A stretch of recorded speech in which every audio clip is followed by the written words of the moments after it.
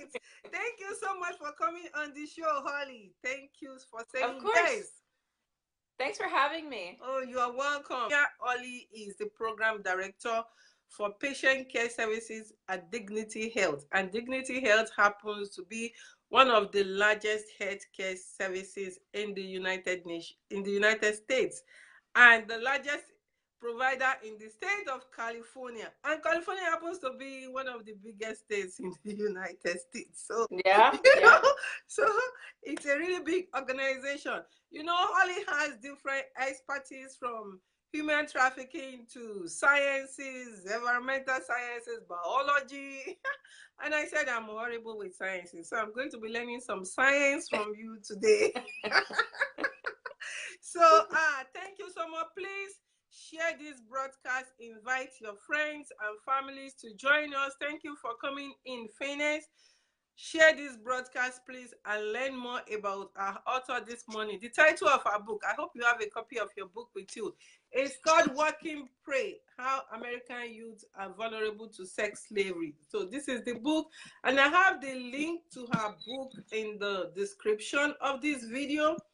Please follow that link to get your own copy. And if you are watching on YouTube, the link will be in the description below the video. Follow the link. And if you are watching at home, the link is on your TV screen. So follow that link and go grab your own copy. So, Holly, we're going to have to take out some housekeeping stuff. Go ahead. Yeah, so the housekeeping stuff, first of all, are you wearing anything on your lips this morning? I am wearing, so I normally wear lip gloss, not lipstick. And so this is called Love and Beauty Shimmer Lip Gloss, and it's blush. Wow, nice. It looks really nice on you. Thank you. It's very shimmery and glossy. Nice. And for me, I always wear most of the time I wear more than one. Oh, okay. And I'm wearing lipstick. So today, and I think this is one of my uniform lipstick, I call it. I've been wearing this for a while now. This Love Me Pink by Mary Kay. And the Love Me Pink actually was made specifically to raise awareness on domestic violence. So you see why I've been kind of attached to it. I have emotional attachment to this lipstick.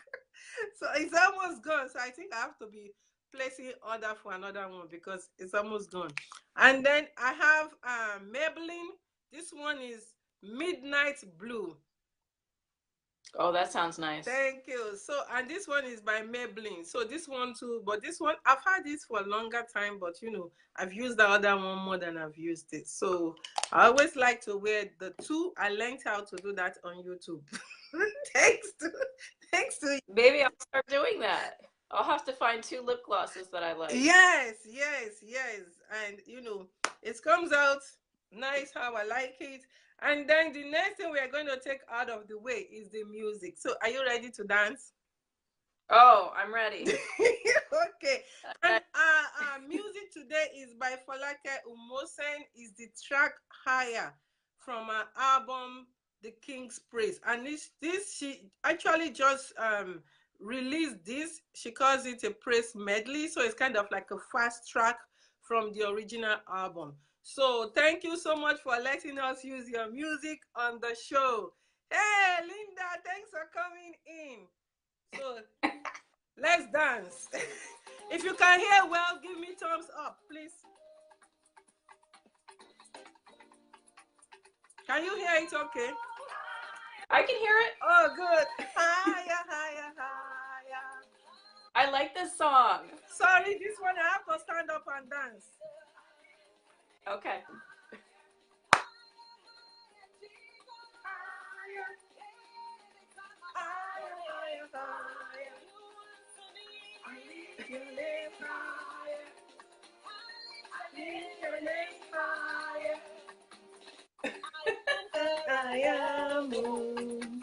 You are the most high God. Power in heaven is yours. Power on earth is yours. All things are possible with you. Things are possible. Glory and honor I bring to you. In the reality of me. Higher, higher, Higher, higher, higher, higher, higher. That was fun. What did Deborah say? You two got me rolling. Holly is not joking. So now I know not to mess with her next time.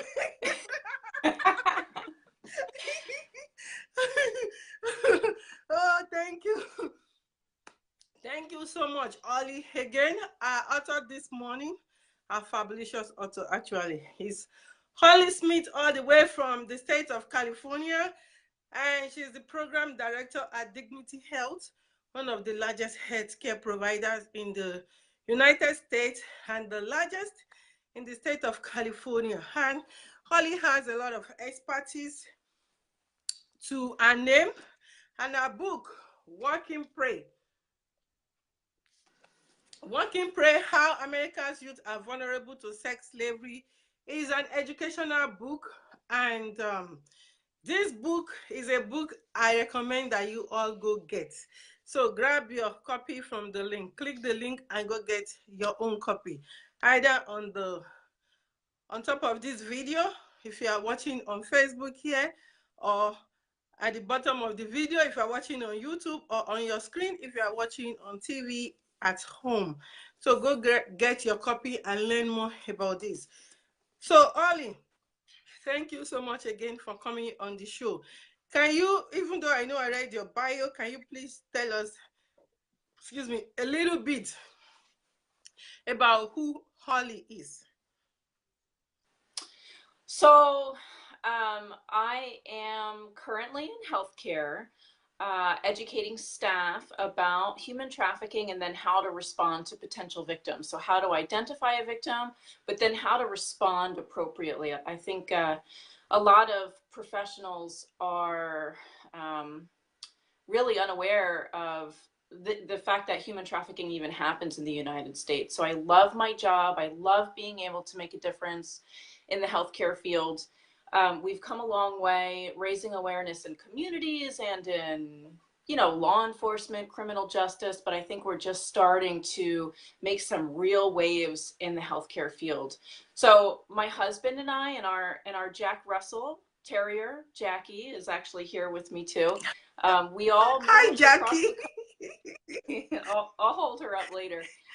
We moved across the country to California to join Dignity Health so I could lead this program, and it's been an honor, and I love it so much. Oh, nice. You just said something really important about raising awareness in the healthcare industry. Because most of the time, these are people who are most likely to come in contact with victims without knowing that the patient they are seeing is actually a victim in front of them that need more than that immediate healthcare service that they are providing. So if you're an healthcare professional in the room, come closer. If you have friends that are healthcare professionals, please bring them on to learn from Holly this morning. So, how long have you been doing this work? Well, I joined Dignity Health in 2015.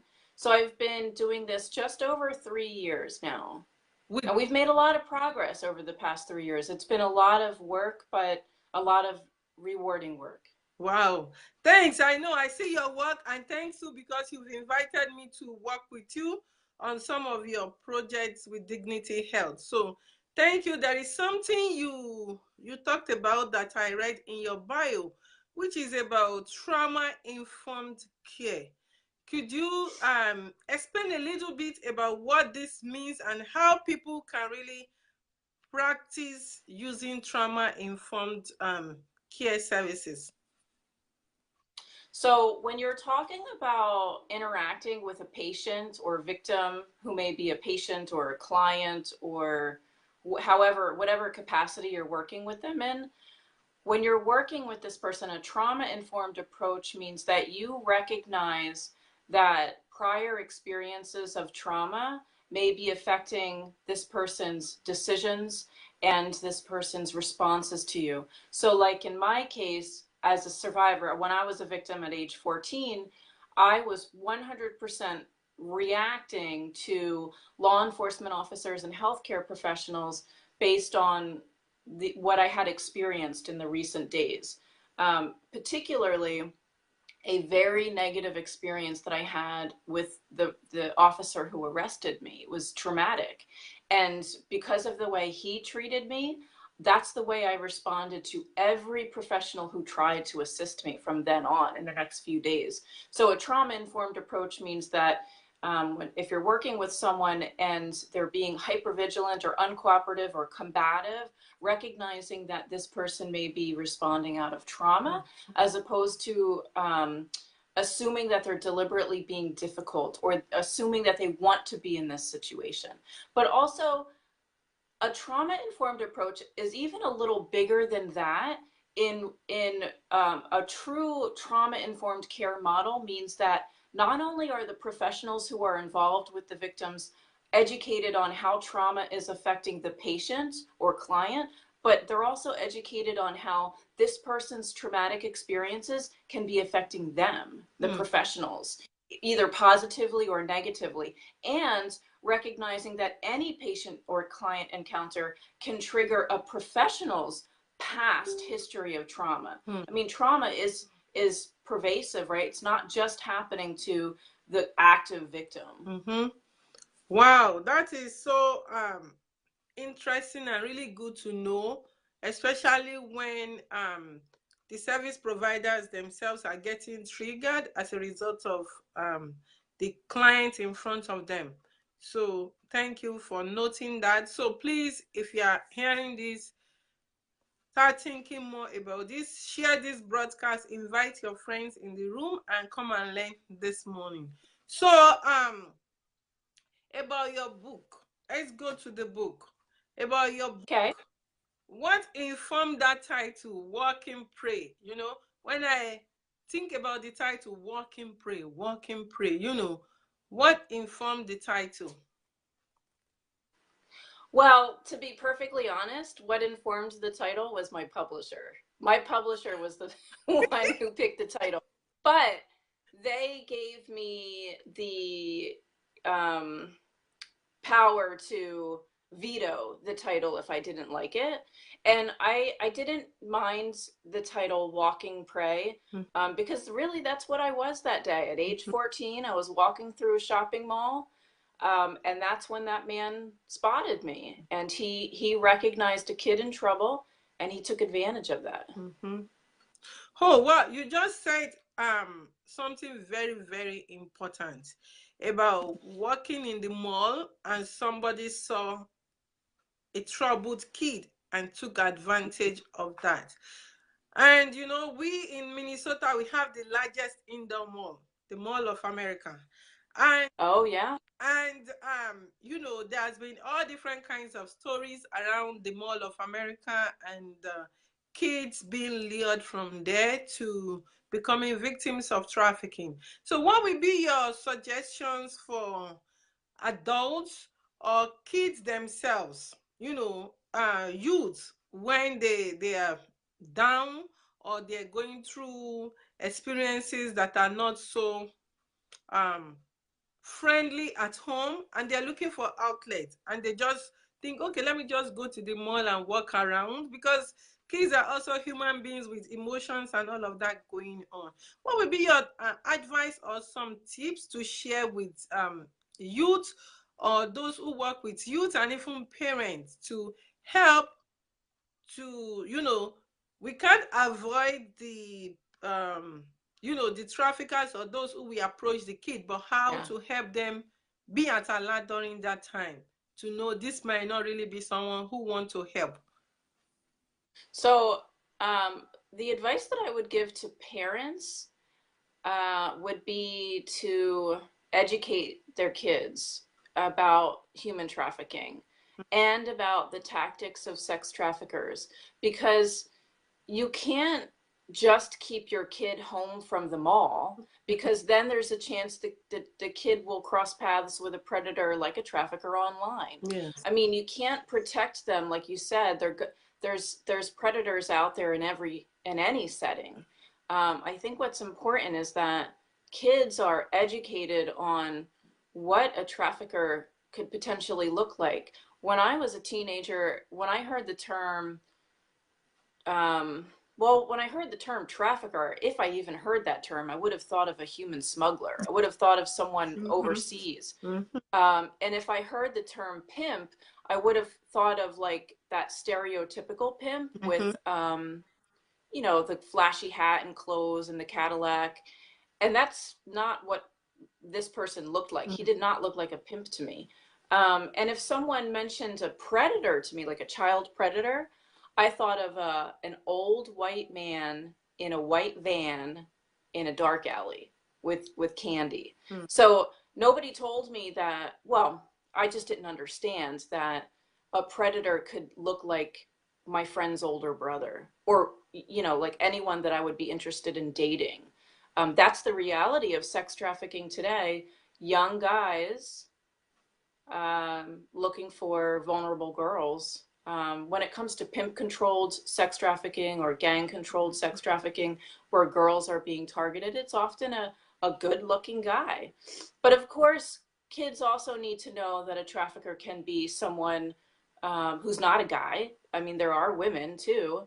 And there's other forms, right? Yes. There's family-controlled sex trafficking as well. So kids need to be, you know, in addition to the good touch, bad touch lecture, they need to know that this can also happen with family members. So that's my advice for parents. You know, equip your kids with knowledge. And then for kids, you know, that's tough. I think that if they're aware of sex trafficking and labor trafficking and the tactics used by traffickers, they should share that knowledge with their peers. They should try to arrange for awareness events and support their friends who are in trouble. But when you're a troubled kid, that's tough. It's tough to offer advice to a troubled kid, because when you're in that space, it doesn't feel like anybody can help you, and it doesn't feel like there's any way out. And my only advice to a troubled kid is going to sound so parenty, and that's, you know, try your best to stay in school. That's your way out. And even though it feels like there's no life beyond high school, there actually is. If you can graduate high school, you can be your own, you can be in charge of yourself and make it so that you're safe and happy. Wow. Thank you so much. I want to acknowledge Pastor Victoria for coming in. Thank you so much for coming in. Hello. And yeah, Madam Deborah said the title is so fitting for kids or anyone going through this. We need to be aware. Yes, we all need to be aware.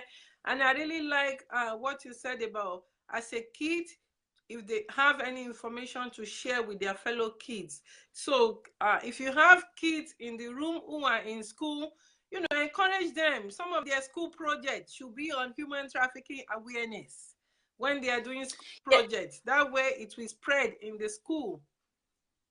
So I just want to point out that this t-shirt that I'm wearing, yes, it says end human trafficking. Wow. Right? And this is from the McCain Institute. This is a program sponsored by the McCain Institute.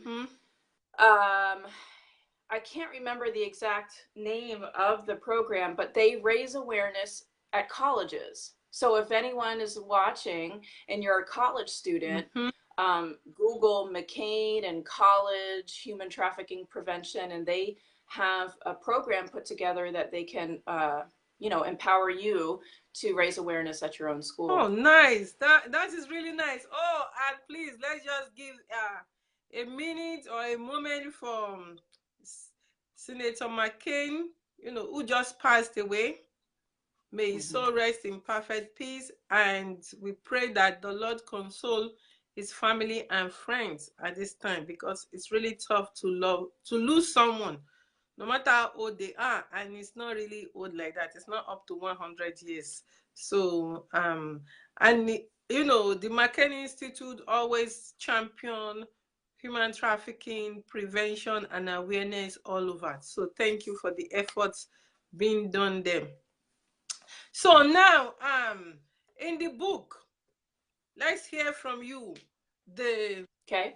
the process, first of all, of doing this book, because you work with a traditional publisher, it seems like. Yeah. So Yeah. what was that process like for you, working with a traditional publisher to do your book? When I made the decision that I wanted to publish a book, and this was a couple years after I started sharing my story.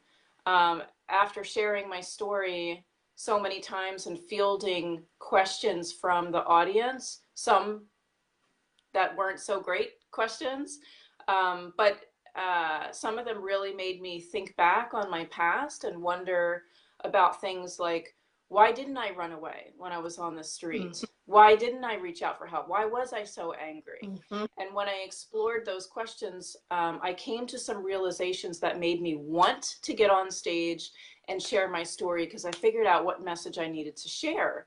And I couldn't get that message out there on stage because, you know, I was working, and there's only so many stages you can get on. Yes. So I thought writing a book is the way to get the message out in a bigger way. So when I made that decision, what I did was I signed up for a journal, and it was called Literary Marketplace. It's some sort of a resource where you pay to access this magazine of some sort, this online resource. Mm-hmm. And they told you which publishers, or no, I'm sorry, let me back up for a second. First, you have to get a literary agent. Most publishers will not even take your manuscript or take your offer without a literary agent. So this Literary Marketplace magazine gave me the information that I needed to know which literary agents were actively accepting applications and how to get them the application. If you're interested in publishing a book with a publisher, it's a very tedious process. Each publisher is looking for something different and very specific. And if you don't send them exactly what they're looking for, they won't even look at what you've sent them. So for example, one literary agent or one publisher may say, only send us your first chapter and an outline. And another may say, only send us a summary of what you're looking to write about. Mm-hmm. And if you send them any more than that, they won't even open it. So Literary Marketplace was a little bit expensive. So what I did was I signed up, I think, for like a 2-week trial. And in that 2 weeks, I knew that I had the time to set aside to really investigate this resource. And I wrote out all of the different literary agents and exactly what they were looking for and how to contact them and all that. And then I followed through as quickly as I could because, you know, their parameters change often. Yeah. So I sent out queries, and I also sent out a lot of queries. So don't think that because you've sent a query off to one literary agent that you've done your work. I mean, I probably sent a query out to 50 different agents. Wow. And one came back and one came back and was seriously interested. And after I was starting the conversation with her, maybe one or two others responded. But at that point I was working with someone. Wow. Wow. That is such a process to learn about. Thank you so much for sharing that. Please, if you have questions for Holly, kindly post your questions in the comments and she'll be glad to answer it. I see Leila, Albert, and Uju from the United Kingdom. Thanks so much for joining us this morning. We have a fabulous author in the house, Holly Smith, the author of Working Pray, America's Youth Are Vulnerable, How America Youth Are Vulnerable to Sex Slavery. So please go and grab your copy. The copy of this book is in the description of the video here. above. And if you are watching on YouTube, the description is in the video below. It's on the, yes, it's under the video below. And if you are watching at home on your TV, the description is on the screen. So after you got a literary agent who was willing to work with you, what was the next step? Okay, so my literary agent, her name is Wendy Keller. She's with Keller Media. And the first step was, so the publishing world is a little different than it was when I was a kid, right? So when I was a kid, I think the process was more like, okay, you have a great story to tell. Let's get your book. Yes. And then we, the publishing company, we will do the work of sharing your message and getting your book sold. Well, today it seems that they expect you to do the work. So if you don't have an established platform, and I didn't know what that meant at first. So a platform is, do you have a Twitter page with Twitter followers, or a Facebook page, or Instagram? Do you have some sort of an online media platform where if you had some news to share and you put it out there, there would automatically be an audience who's interested in what you have to say and would right away go out and buy your book. So publishers are generally looking for that. And so when I first connected with my literary agent, she said, I need to work on building a platform. And that was a lot of work. So if there's one takeaway from this interview, it is publishing a book with a publisher is a lot of work.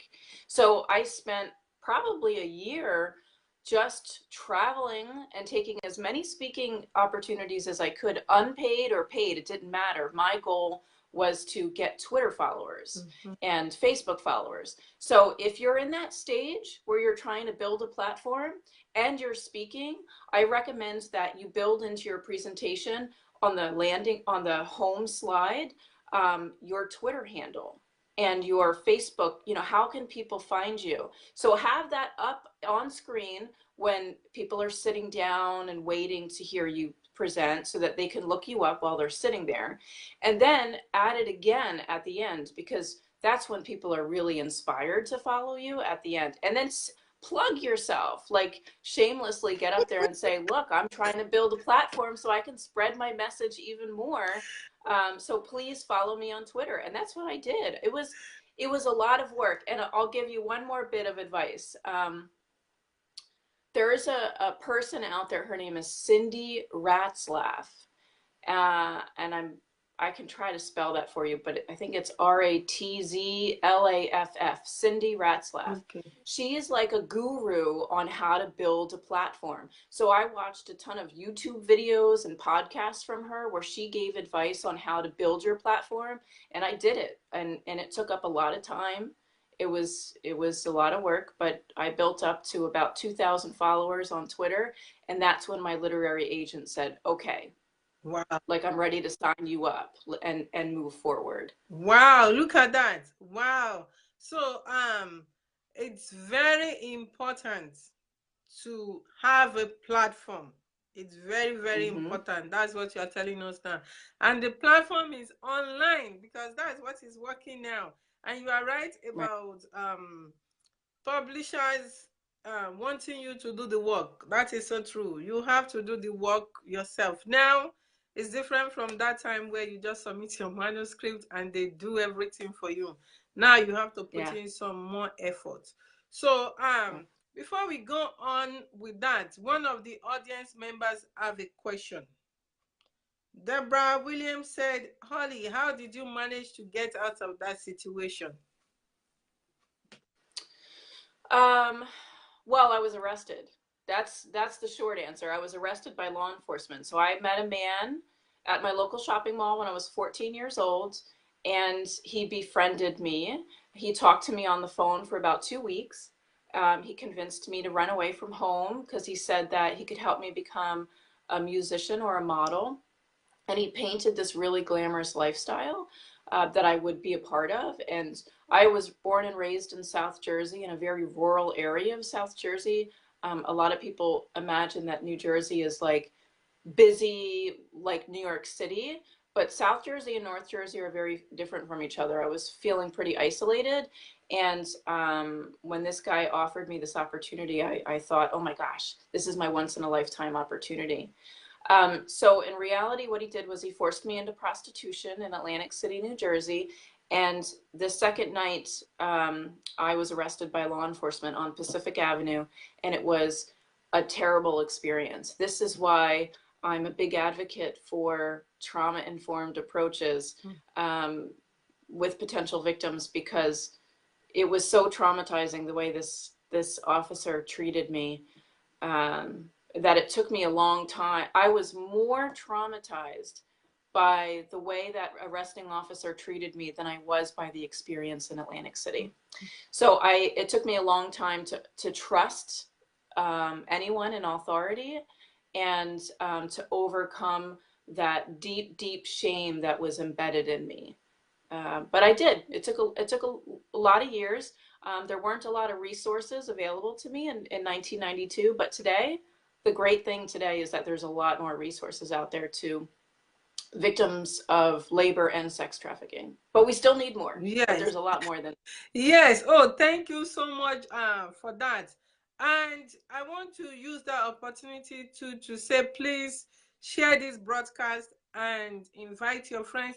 And especially, I want to talk to law enforcement officers. You know, anyone in law enforcement, you know, it's very, very important the way you treat someone, because that can affect the person for longer time than the experience they went through. So I think law enforcement, yeah, some of them are getting it, but not everybody, you know, has gotten it yet. So please, law enforcement officers watching this, if you have a law enforcement officer in your family or as a friend, share this broadcast with them to learn how to do their work in a trauma-informed manner, because they are supposed to be the one protecting the citizens instead of adding more to the torture of that citizen that they are supposed to be protecting. Thank you so much for that answer. So let's go back to the book, because, you know, this show is Lipstick, Lip Balm, and Literacy. And, oh, I have a plug here too. So this show, when we started it last year, you know, now it has developed into a magazine, and we are launching the magazine, and we've been doing countdown. The magazine launch is next week Saturday here in Minnesota, and we have 16 authors featured in this magazine from 3 continents. And they all came from this show, from Facebook to the magazine, to inspire others. For those who want to do their book, you are hearing Holly now how, you know, the process of going through traditional publisher is also not easy. There is work you have to do, and to start learning those tips on how to do it. The goal is to show you different options available to you. You don't have to be stuck to one way, but to see the process real time, not what somebody read in a book, but what somebody actually did, because Holly is sharing with us what she did in doing the book. So, you know, after you build your followers on Twitter, and the literary agent Wendy, was that her name again? Yeah. Said, yes, Holly, now we're ready to roll. So what happened next? Okay, so then that did not mean that I got a publisher. All that work meant that I finally got a literary agent. That doesn't mean I'm going to get a book published. So now the literary, oh yeah. So it's more work, right? So now the literary agent says, okay, Holly, I think it was the first chapter and maybe the last chapter. I don't remember, but it honestly worked out to be about a third of a book. So I wrote the first chapter and at least maybe 2 more, plus the outline. And that alone took a long time. That was a lot of work. And what's so frustrating is when I first wrote my book proposal, it was written as a memoir. That's what I wanted to write, a memoir. So there's a difference between a memoir and, so like a memoir is your experience with something, right? So a memoir would be like my relationship with this particular man, or my relationship with coffee, or my relationship with my dog. So I wanted to write an experience of human trafficking. An autobiography is a life story. A lot of people get those mixed up. So like someone like Senator McCain, he published an autobiography, right? And that tells his whole life story. So anyway, I was trying to publish a memoir about this particular experience. And so that's how I shaped this whole book proposal and the chapters. And once that was done, I bet it was a year. It was close to a year to finish even that process. Then my literary agent took that package and sent it out to all the publishers that she has a relationship with. And then they read through it and decided if they wanted to publish it. And so then I had to wait and hear responses. And that was, oh gosh, that was like excruciating, waiting for these answers. And the answers were coming in one by one. It was no, no. One by one after another was no. And the overwhelming response was, this story sounds so interesting, but it sounds sad. We don't want to publish it. Or the particular publisher was already working with a survivor of human trafficking and they didn't want to create any competition. So we had one publisher left that we were waiting on. And they finally wrote back and said, we are interested in publishing this book, but we don't want it to be a memoir. We want it to be an academic book. We want our readers to learn what this issue is. And so at first when I heard that, I was disappointed because I wanted to write a memoir. But then I thought about it and I accepted the offer. And I'm so glad that I did, because in writing that book, not only was I able to share my story, because I do share my story throughout the book. Yes. I learned so much about sex trafficking in America. You know, I thought as a survivor of sex trafficking, I was an expert on this topic, and that's not true. As a survivor, I was an expert on my own story and how I felt in all these experiences and what would have helped me. But I didn't know what, you know, another person's experience was who was trafficked by their parents or trafficked by their boyfriends.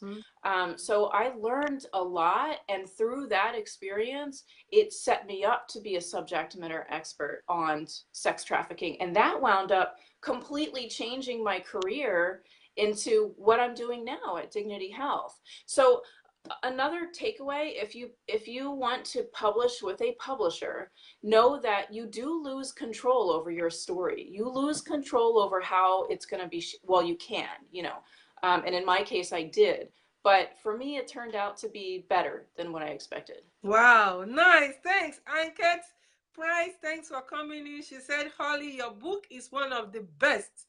Recommend it all to the time. Yes, thank you so much, Kate. And please, for our audience members, and even for those who will be watching the replay, the link to get the book is in the description of this video on Facebook here above the video. And if you are watching on YouTube, the link is in the description below. And if you are watching at home on TV, the link is on your screen. Follow that link and go get your own copy of the book.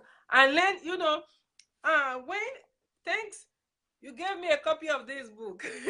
Actually, 2 copies. You gave me 2 copies, so thank you so much. So, you know, yeah, so there's going to be more copies in my library for others to use too.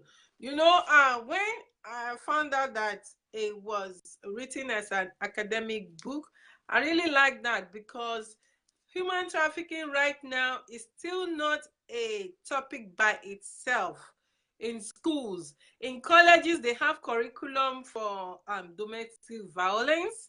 They have curriculums where they have domestic violence and sexual assault together, but they don't have anything on trafficking. I don't know which school has that, because when I went to school to I did individualized studies, so I was able to create my own curriculum in some of the classes I took. I realized in the process of doing that, I had to create 3 curriculums on trafficking at my school, because they didn't have anything on trafficking.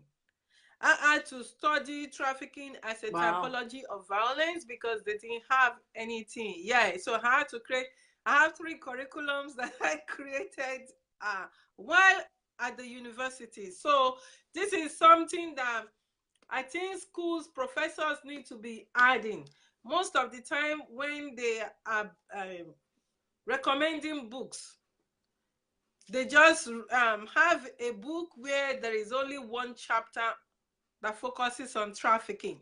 They don't have a whole book that the students will read to study the subject in depth. So this is a great book. So for those of you who are teachers in the room, who are connected to teachers, this is a book you need to bring into the classroom. It should be a recommended test for the different subjects in the school.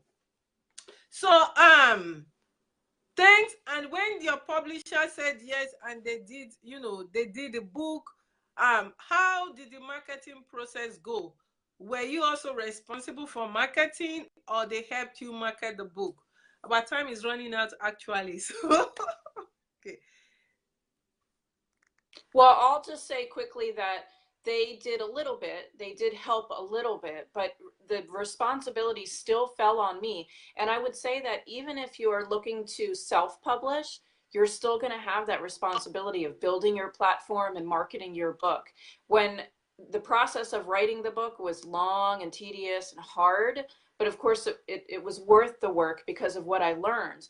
But there were so many things that I thought about writing a book that I unlearned through this process. And one of those things was, I thought as soon as my book was published, like I was going to make a bunch of money. And that's not true. Any money that I made off the book, another thing, I didn't get a big advance. A lot of people think if you're going to get a book deal, like you're going to get this, humongous advance. That didn't happen for me. The way that I made money off the book was going out and doing presentations and then selling the book afterwards. And that worked.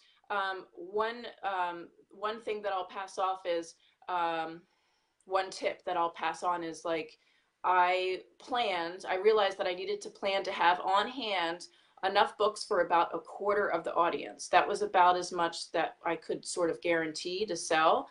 And that was helpful to learn, because I was schlepping books all over the country, and that was hard work. It started to feel like a hustle, like I was hitting one event after another and lugging all these boxes of books with me, and it was a lot of work. So when you see folks out there who are speaking and selling books, know that there's a lot of work behind that. Wow. Thanks for all these great tips you are sharing. Thanks, thanks, thanks. Writing books, I learned it to myself, that the first one you write is not what will make you the money. So, see what somebody wrote. She said, Deborah Williams said this should also be in elementary schools. Maybe we will save a lot of our children before coming teens, building awareness. Yes, it's so important to catch them from young. And she said, thanks, Holly. Great tips. And Victoria, Pastor Vic said, thank you for the courage. Deborah said, this is good information. So thank you so much. And I see Aneta came in. Thank you so much, Aneta, for coming in this morning. Please, everyone, remember to share this video. Now we are talking about this information is good information to share. So share it on your page so more people can learn and go get the book, read and learn more, and spread the word in the community. So thank you so much. So Holly, as we are rounding up here, what will be your word of encouragement to someone who wants to publish his or her book but is so scared to do so? Oh, that's a tough question. Because it is scary. If you're sharing a story of victimization, especially a form of victimization that's often stigmatized, like sex trafficking, that's scary. It was, I'll tell you, it was not easy coming out with that story to family and friends. And I did feel different. I did feel like people treated me differently. But for me, I had a message that I needed to get out there. And so for me, it was worth it. Oh, thanks, thanks. And then, what would be your last word for our audience members today? So the last word I'll say, okay, so the last word that I'll say is there were a lot of questions around awareness and prevention. And in my book, at the end, there are appendices with prevention tips for parents and teenagers and teachers. Yes. So please, please, please go and get this book. See right there. Go and get this book. Grab your copy now. Don't wait. Grab your copy and let's start the awareness or continue to spread the awareness in your community. Start with your children, with your grandchildren. While you are playing the board games, talk about human trafficking awareness. While you are having dinner and you are chit-chatting over dinner, talk about human trafficking awareness. You have no idea how little kids are learning and they are getting the information and saving it and saving it and saving it. With my son, he started learning about it from when he was in the car seat. So now he's so alert that sometimes I don't even know. He comes to me and say, "Oh, mom, there was something they mentioned human trafficking in it." Even there was a kids show with Dave Ramsey. He follows Junior Chef. He's a faithful following Junior Chef. And then there was another cooking show where, no, I think it was the Junior Chef first. He said, "Oh, there is one of them who is working on creating human trafficking awareness." And it was a kid. So you see, let's catch them young and let's not shy away from this hard topic. We can soften it when we are sharing with kids for them to know. And also for those of you who want to do your book, you've heard from someone how she did her book through a traditional publisher and the process she went through to do this. This is really great information that you need to know. So for those who are just joining us, I see Tosi, thanks for coming in. Go and watch from the beginning when this video ends. And those who will be watching replay up to this point, also thank you so much for watching. And I want to thank you again, Holly, for coming on this show this morning. Thank you so much. God bless you for Thank you. all the invaluable information you shared with us today. I hope you will be back on the show. Thanks for having me, Bukola. You're welcome. And thanks all our audience members.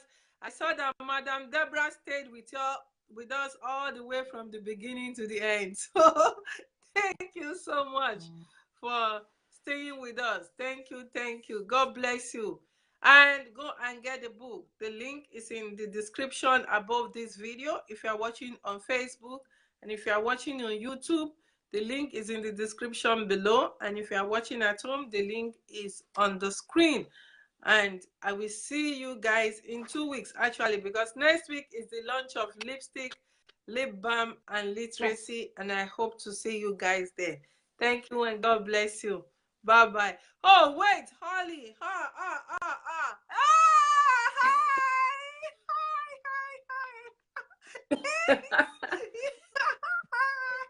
So, wow, nice.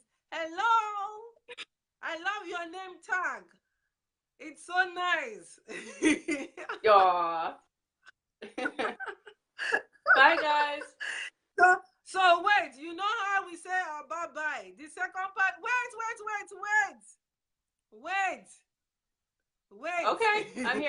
Second part of the music. Wait. You know the music, we open and end with the music. So the music, we have to end with the music. So we continue the music we're listening to by Falake Umosen Haya from the album King's Praise by Falake Umosen. So are you ready? And let me know. Oh, Stephanie Hawk, thanks for coming in. Can you hear the music? I can hear it. Yes, nice.